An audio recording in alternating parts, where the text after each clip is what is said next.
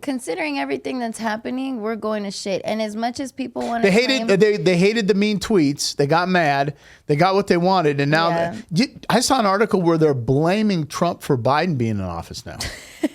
Well, no, I wouldn't blame Trump for Biden being in office, but I do blame the Democrats for hating Trump and choosing someone like Biden just to get Trump out of office. And facts. And the thing is I don't.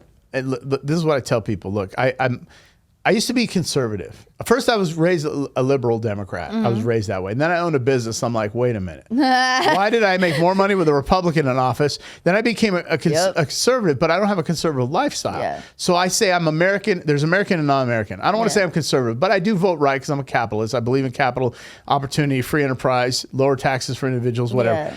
The point is that moderate Democrats, they're not liking because the far left, the socialist mindset is where the cabinet administration's going. Yeah. Moderate Democrats aren't on board with that. They were like, look, Bill Clinton, okay, whatever, and Hillary, whoa.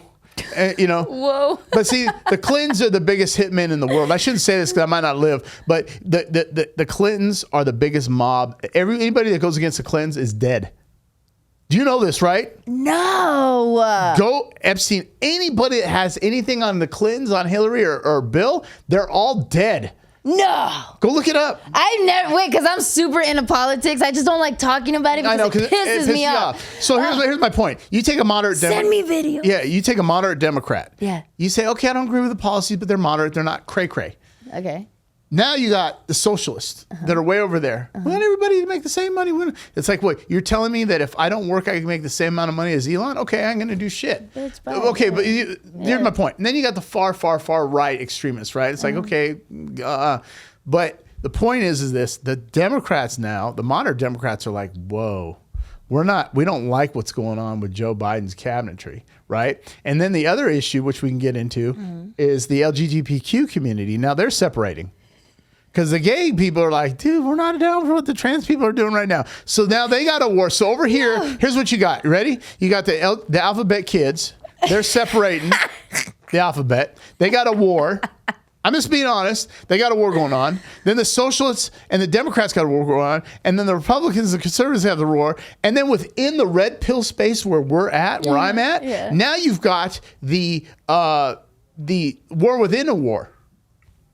Everybody's at war, right? Ben Shapiro doesn't agree with Myron, Fresh and Fit.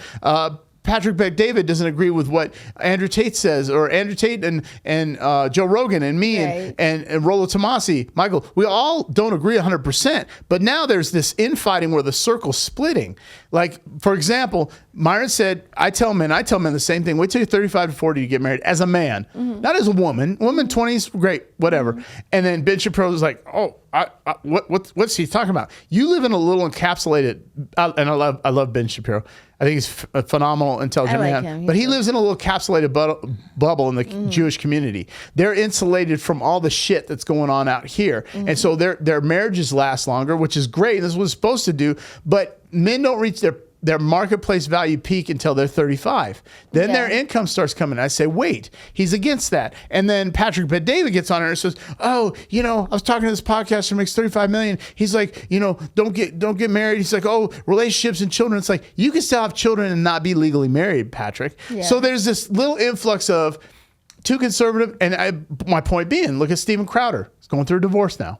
Who's that? Steven Crowder is Changed My Mind. The guy. Oh yes, I love him. So he was going to be on DW. What is it? It's a Daily Wire with Matt Walsh, super conservative. Yeah, like him. I just mentioned Ben Shapiro. Yeah. Daily Wire, right? Yeah. Very very conservative dudes, right? Yeah, I've seen them. And they were talking about bringing Steven Crowder on possibly back at the time, but then now he's going through a divorce.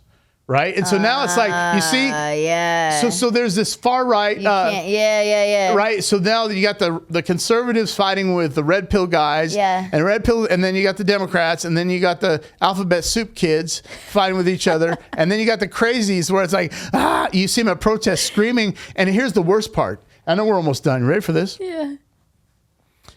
And again, I love all people.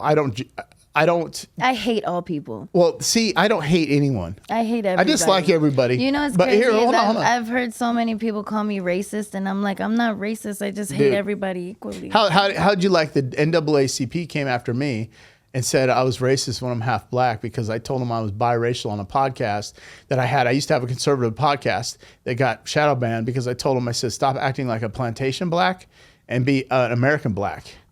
Stop using your color as a victim excuse for you not moving forward in life and blaming white people for the lack of your success. I like that.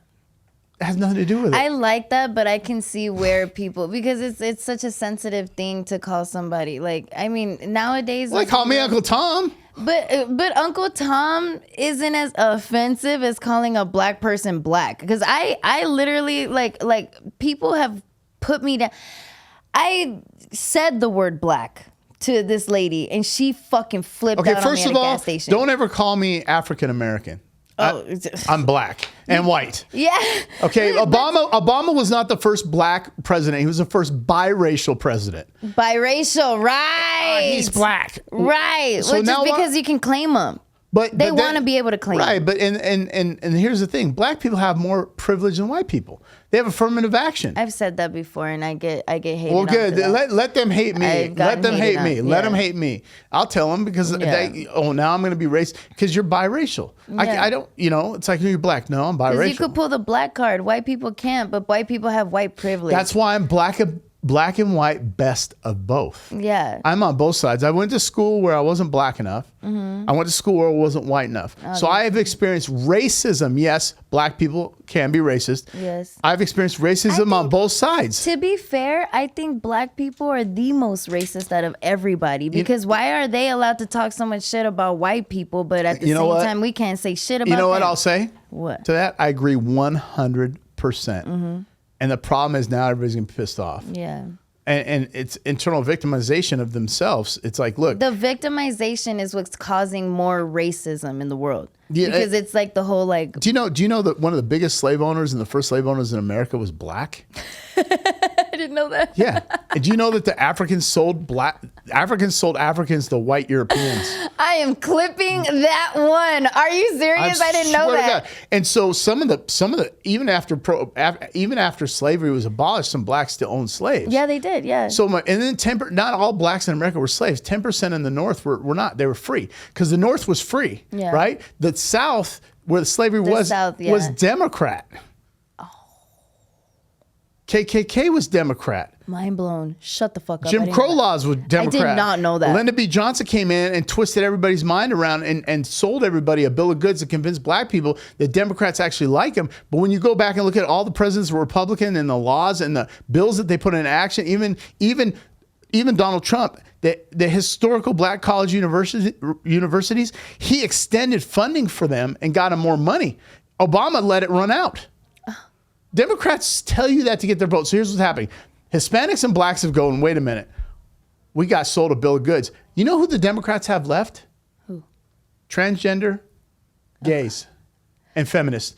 And here's the worst part. The feminists are trying to get transgender women to compete in women's sports.